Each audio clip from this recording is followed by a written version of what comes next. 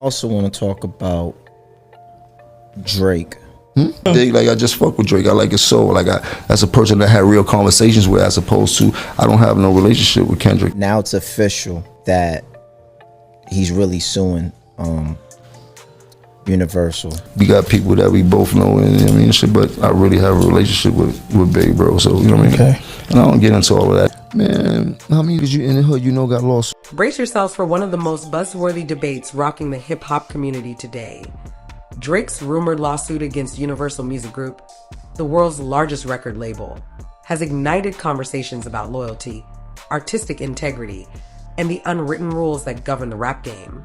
If you've been scrolling through social media these past few days, you've likely stumbled upon hot takes, heated comments, and sly insinuations about whether this move jeopardizes Drake's standing in the culture, or if it's a brilliant play for a bigger bag.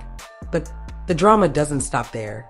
In an unexpected twist, rap veteran Jim Jones has stepped up to defend Drizzy, adamantly insisting that this doesn't constitute snitching, while also taking jabs at the critics who seem determined to police how beefs in hip-hop are handled. This controversy, which apparently stems from Drake's dissatisfaction with the behind-the-scenes antics allegedly tied to a Kendrick Lamar track, has the entire scene abuzz. On one hand, fans are questioning Drake's motives and whether he's violated some elusive street code by turning a verbal standoff into a legal matter. On the other hand, people like Jim Jones are calling this a masterstroke that leverages the rap beef's momentum to unearth corporate misdeeds, or simply to collect a hefty settlement. When industry giants and legendary rappers collide, sparks fly. But this controversy goes deeper than typical music world gossip. We're looking at a potential turning point in how artists handle conflicts with each other and with the record labels that distribute and profit from their work. Is this the dawn of a new era where rappers stop at nothing, diss tracks, social media campaigns, lawsuits to protect their interests, or is it a cautionary tale about mixing street ethos with big business strategies? Today, we're diving deep into every layer of this story, from Drake's rumored lawsuit to Jim Jones's fiery commentary, the unwritten rap code that's stirring up condemnation, and the possibility of fallout for every party involved. Now, to get the full picture, we should rewind and examine the context of Drake's alleged legal move.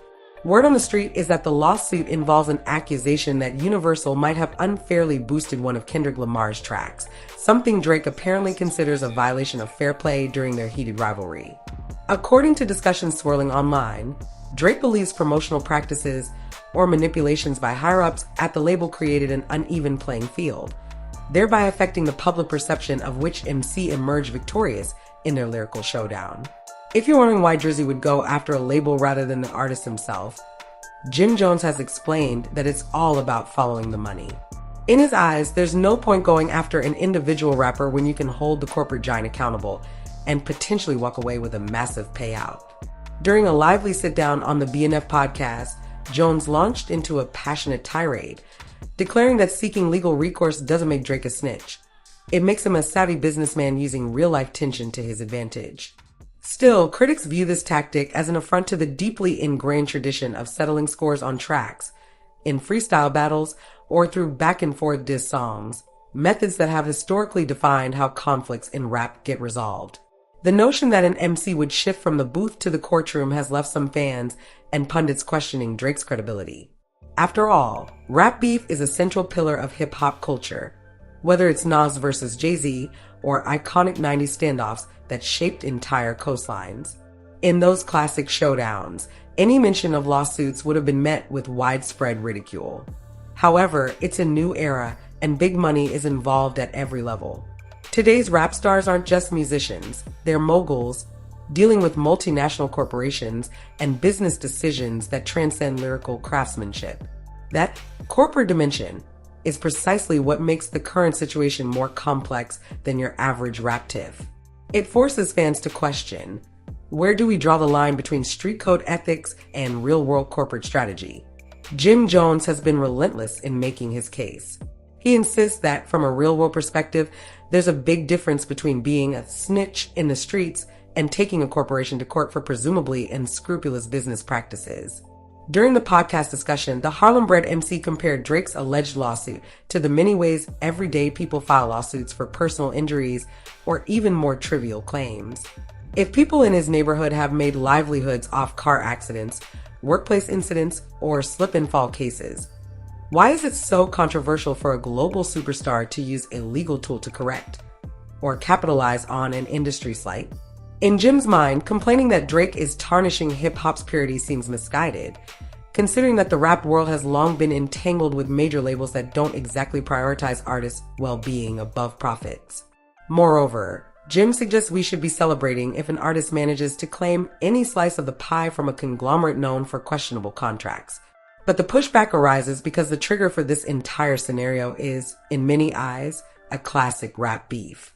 Traditionally, rap beef has always been handled through bars, social media drags, interviews, or the occasional behind-the-scenes confrontation.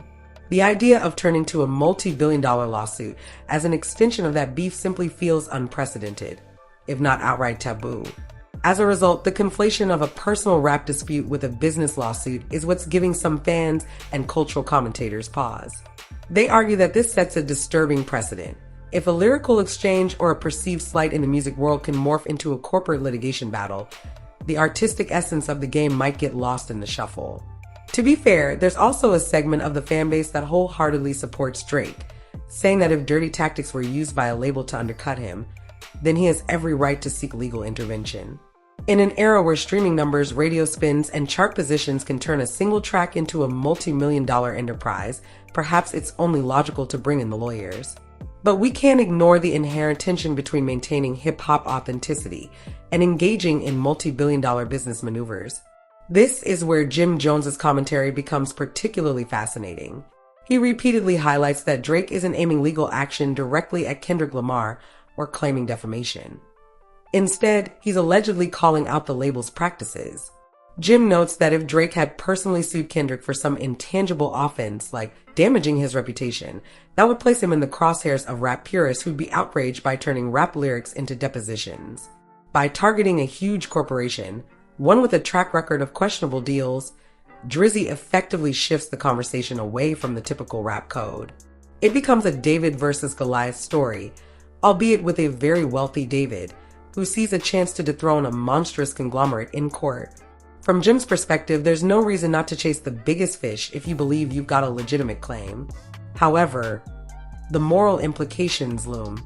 Some say Jim is just defending a friend and trying to remain on Drake's good side, hinting that there might be personal or professional advantages in publicly showing solidarity. Others suggest Jim's own history in hip-hop, where the streets and the industry frequently clash, makes him uniquely positioned to see Drake's move not as a betrayal, but as a savvy pivot that could reshape how artists handle exploitation. If there's a bigger payoff in challenging corporate manipulation, maybe Drake's strategy could even benefit other artists down the line.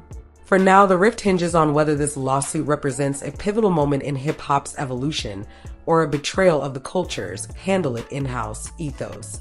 No matter which side you land on, the conversation is redefining the unwritten rules for rap beef. It's a far cry from the days of quiet phone calls and backroom deals. Now we're watching one of hip-hop's most successful stars potentially drag a major label into the legal arena. And if that alone isn't enough to keep your eyes glued to the next development, the specter of Jim Jones doubling down on his defense of Drake might just seal the deal.